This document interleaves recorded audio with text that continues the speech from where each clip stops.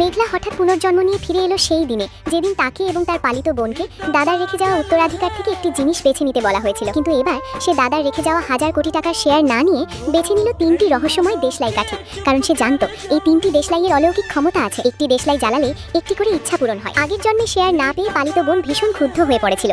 দেশলাই পাওয়ার পর সে প্রথম ইচ্ছা করেছিল ওদের সবাইকে মেরে দাও। সেই রাতে মেঘলার পালক বাবা মায়ের ভয়াবহ সড়ক দুর্ঘটনায় পড়ে। রাগে মেঘলা কুড়াল হাতে পালিত বোনের কাছে হিসাব চাইতে যায়, কিন্তু পালিত বোন সঙ্গে সঙ্গে দ্বিতীয় দেশলাই জ্বালিয়ে ইচ্ছা করে আমার বোনকে অপহরণ করে পাহাড়ি গ্রামে নিয়ে যাও, তাকে সন্তান জন্ম দেওয়ার যন্ত্র বানাও।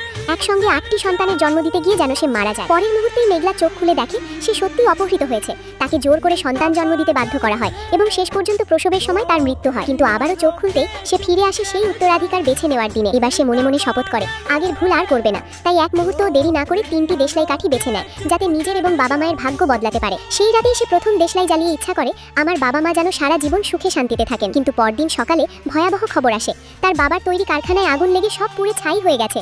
বিপুল আর্থিক ক্ষতি হয়েছে। হাতে থাকা দেশলাইগুলোর দিকে তাকিয়ে মেঘলা অবাক হয়ে যায়। তাহলে কি কোথাও ভুল হচ্ছে? আগের জন্মে তো পালিত বোনের সব ইচ্ছাই সঙ্গে সঙ্গে পূরণ হয়েছিল, কিন্তু আমার ইচ্ছাগুলো কেন উল্টো ফল দিচ্ছে? হঠাৎ তার মনে একটি সন্দেহ জাগে। সে দ্বিতীয় দেশলাই জ্বালিয়ে এটার উল্টো ইচ্ছা করে আমার বাবা মা যেন সারা জীবন দুঃখ কষ্টে থাকেন। সে ভেবেছিল হয়তো উল্টো ইচ্ছা করলেই ভালো ফল হবে, কিন্তু পরদিন আরও ভয়ঙ্কর ঘটনা ঘটে। তার বাবা মায়ের 2 পা মারাত্মকভাবে নষ্ট হতে শুরু করে।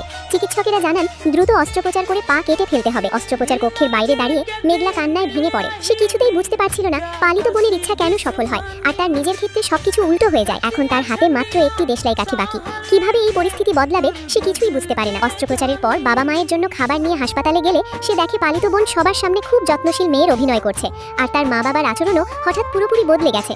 আমরা আর তোমার মুখ দেখতে চাই না। মেঘলা হতভম্ব হয়ে বলে বাবা মা তোমাদের কি হয়েছে? তারা রাগে বলে আমরা নিজের মেয়ের মতো মানুষ করেছি আর তুমি আমাদের এমন সর্বনাশ করলে। মেঘলা কিছুই বুঝতে পারে না। তখন পালিত বোন একটি সিসিটিভি ফুটেজের ভিডিও চালায়। ভিডিওতে দেখা যায় মেঘলা দ্বিতীয় দেশলাই জ্বালিয়ে বাবা মায়ের ক্ষতি কামনা করছে।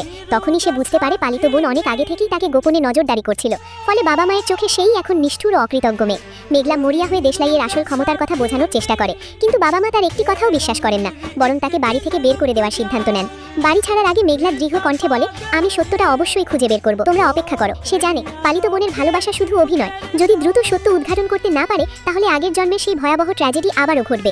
প্রথমে সে সন্দেহ করে হয়তো দেশলাইগুলো বদলে ফেলা হয়েছে, তাই মেঘলা একজন ব্যক্তিগত গোয়েন্দার সাহায্য নেয়। কিন্তু তদন্তে কোনো অস্বাভাবিক কিছু ধরা পড়ে না। তাহলে সমস্যা কোথায়? দেশলাই বদলানো হয়নি, তবে কি দাদার রেখে যাওয়া দেশলাইগুলোই অভিশপ্ত? কিন্তু যদি তাই হয় তাহলে আগের জন্মে পালিত বোনের সব ইচ্ছা কিভাবে পূরণ হয়েছিল? ঠিক যখন সে কোনো উত্তর খুঁজে পাচ্ছিল না, তখন পালিত বোনের পাঠানো একটি বার্তা থেকেই সেই রহস্যের আসল সূত্র পেয়ে যায়।